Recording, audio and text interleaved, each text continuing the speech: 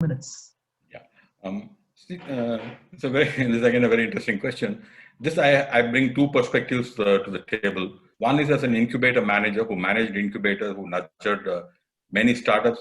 I have a statistically significant number on the failure analysis, and also from my own experience when we co-promoters, when we all came together. One of the things to avoid is the mismatch in passion between the promoters. It's like the egg and bacon. The hen is involved, but the pig is committed. So when many promoters are there, if one promoter is hedged differently, and the other promoter is running it full time, these kind of things and all is absolute. Pardon me for saying that it's entrepreneurship is akin to lovemaking. All the parties have to be equally passionate, otherwise it's going to fall flat, right? So commitment from all the partners involved is very, very important. It's not, somebody can part-time, somebody can get into it full-time. It doesn't work that way. And the second one, for me, when I was an incubator manager, I used to look at multiple innovations, multiple ideas, and used to get excited. I used to be very promiscuous, if I may. But as an entrepreneur, you've got to believe that your idea is the best, your business is the best. Only then, your business will work. So my Marwadi friend used to say, don't be a beggar in a buffet. Don't keep taking everything onto your plate and waste 90% of it. So you got to know what you're capable of, what you're handling, and take what you can eat on your plate. That's another very valuable Marwadi wisdom which I gained from my friend who always used to tell me, don't be a beggar in a buffet. So mismatch in passion has to be avoided. All the partners should be equally committed to the venture.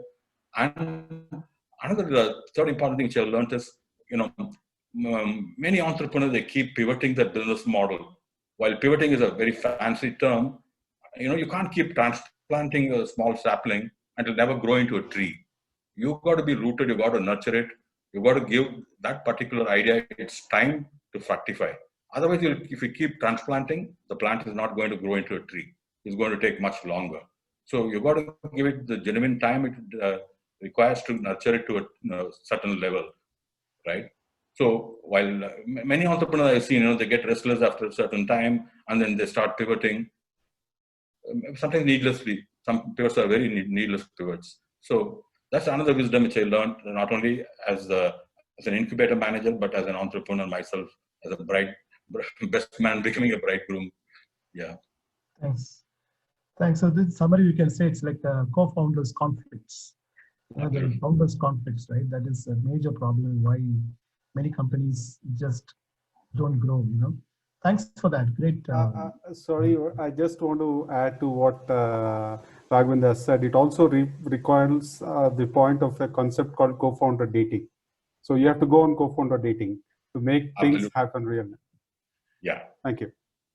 No, I have one, I would say, this is Srinivas. I have one contradiction here or a contrast. There's also called a founder syndrome. Means that a lot of times founders think that what they're doing is the best in the world. Like I always say, you ask a mother crow, what is the most beautiful thing on earth? It will say, my baby crow. From mother's perspective, correct. It founded the crow. What does the world think of the baby crow? The most ugliest thing on earth, or close to. So be careful. Is that while you have to have passion in what you're doing, you don't want to get caught in the founder syndrome when you are blind eye, you're ostrich. And you think that you are the best, but the world is thinking you're not. So you got to have a balance between passion and reality. You got to make sure that what you're doing matters to others too, and not just to yourself. Just my 2 cents. Thank you. I was saying the valley, don't drink your own Kool-Aid. Thanks. Yeah. Thanks, Srini. That was a great input. So over to Raghu. You have done some great work in your entrepreneurship journey. What are the 2 things which you think should not be done by entrepreneurs, to be avoided? Over to you. I think one non-negotiable thing is culture fit, whether it is in the team, the entrepreneurs, founders, as well as even your investors. So culture fit is non-negotiable because ultimately, we are talking about passion and all that. That all kind of comes under culture fit, which includes integrity, a bunch of things that, if you're all on the same page, right? We can have different profiles. In fact, we need different kinds of diversity in the team. some people who are results oriented, some are analytical. We need all those, but in terms of culture, they should still be aligned. That's very important. So I think culture fit is something you have to test for in fact, every employee, every investor. And one of the things I would suggest also is not to go to VCs too early. I think you go the traditional route, get it from the FFF, founder, friends, family, uh, and then fools, as I say, but then move to angels, then to VCs. Otherwise, what happens is your model may not be mature unless you are a repeat entrepreneur and you know the game, right? Otherwise, it's better to evolve, slowly, so that your mistakes are not cost you too much. And again, also to learn from your mistakes, it's good to have good advisory board, which is what I was doing for a long time, building advisory boards for companies. So that would be my things. I think just making sure the culture is aligned. So. It's so important it is, because when the founder has certain ideas, certain ideals, as I say, and then you bring another co-founder who is completely, thinking in a different way, then you're going to have conflict there as well. It's like, pulling in different directions. Great, thanks so much, Raghu. Next to you, Karthik. Yeah, one more thing. Again, sorry for interrupting, but I always talk of syndromes. So there's one thing called NIH syndrome. Anybody heard of that? It's typically meant for software guys. NIH is not invented here. So basically means that most software guys, and generally people think I'm the greatest software developer in the world. So if I didn't think of it, it's useless. So never fall in that trap. Most tech companies think, oh, if I didn't think my competition doing something, I didn't think of it, it must be trash. So a lot of times you fall in that NIH syndrome, and you actually lose because the competition is doing far better than you. Okay, thanks. Yeah. Thank you, Srini. Yes, we also talk about this because we run this corporate program, right? So when we do this, we always say the corporates don't want to engage with the startups and researchers because they think this was not made in Intel, this is not made in Toyota, and so on, right? It comes from outside, so it doesn't fit with their ideals. So it is NIH syndrome, as we call it, right? So to engage with the outsiders, you need to put rest in peace, meaning RIP to the NIH syndrome, right? So this is what we put out in our slides to the corporate. Thank you. Now over to you, Karthik. Your 2 cents, 2 minutes on what you think should be avoided by the startups. Yeah. So very first thing, right? Make sure if you fail fast. We had, and I'll quote this with some of the experience I had in my golfing startup. We kind of went down to social golfing space. We didn't see a lot of traction, but we still dragged on, and it was B2C play. And consumer feedback is sometimes hard to get. You just don't know enough to engage unless you are into enterprise space. You don't have enough tools to engage with the end users to be able to figure out the real want and need. So if you don't see a lot of traction, and I'm going to say things that was a little bit opposite to what Raghavendra said. There are times when it makes sense to plant seed and nurture that tree, but there are times when you know that things are not working, then you need to fail fast.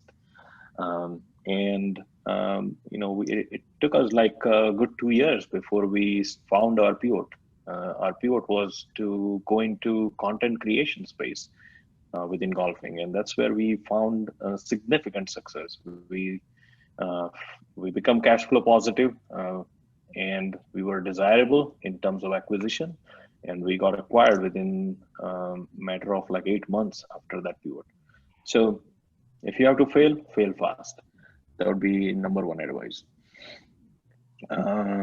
Second thing I would say is, if you had to write along the lines of what Raghu said, right? Cultural fit is so critical, right? If you don't find good fit in terms of people, you're bound to fail. So that's one definite trap that you would avoid. And if I may add, there is one last thing. Don't rely on like creating that perfect algorithm. Don't think that if you had this technology, then only you can solve problem, right? Look at the end result and deliver lean, right? Like that's the real concept that we should adopt. If you can, even if you can derive very low tech solution to something, even in high tech industry, go for that first, validate that concept, right? And be very lean. And I'll give you an example in, again, quoting my golfing startup. When we did the pivot, we wanted to enhance the golf videos with the swing arc. And being the software guys, machine learning and all that going in the head, right? Like the natural idea was, hey, let's make software do this stuff. And we started going down that path. 2-3 weeks, we figured that it is harder problem than we thought, right? The ball is like this tiny within that big space, within that beautiful golf landscape. It's just sometimes hard for machine to figure out. So what did we do? We said, okay, this high-tech machine learning is probably going to solve, but not in a couple of weeks, right? So we just found a real simple solution to it. Why don't we employ people to manually do that test, and we'll delay the process by a few hours. We'll have a 24-hour team going in the back end, doing this stuff so we can validate that concept quickly. And it become a like overnight hit. So, that just validated our concept and then gave us motivation to put more investment into that technology. So those are my main takeaways. Hope that's helpful. Yeah, great. Thanks, Karthik. Yeah, it was very helpful. I think now we have another 3 minutes to go. So Mani, what you recommend? Do we bring in